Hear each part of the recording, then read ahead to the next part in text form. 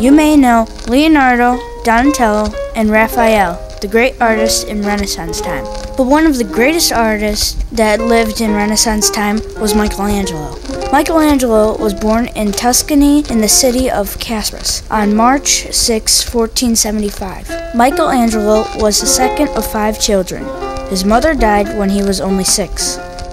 Shortly after that, Michelangelo's father saw his intelligence and sent him to a school of a master. He was taught by Francesco and taught Michelangelo Latin, but told Michelangelo that he should come with him to be taught painting, so Michelangelo did. After Michelangelo was taught painting, he went to the Medici Gardens to learn sculpting. Then later in Michelangelo's life, when he was older, Michelangelo studied the human body by digging up dead bodies and studying them. By studying the body, he created 2 very good sculptures, the Battle of Centaurs and the Madonna of the Stairs. Then in 1500, he made one of his most famous pieces of art. It's Christ sitting on Mary's lap, called Pieta. Then Michelangelo went to Florence and made his most famous piece he ever created. It was called David, which he made in 1501 and stands 15 feet tall. Then Michelangelo went to Rome. Michelangelo got a job from Julius II to paint the Sistine Chapel, and Michelangelo took it. Michelangelo painted scenes from the book of Genesis. He painted the creation of Adam and Eve, the temptation, the flood, and other paintings. Julius II asked him to put sculptures in his tomb, and Michelangelo did.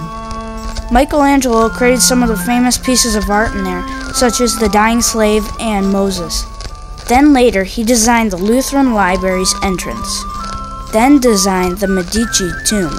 Then, after the Pope died, Michelangelo painted the Last Judgment, which has Christ clapping thunder and putting evil into hell. It is the biggest fresco ever made.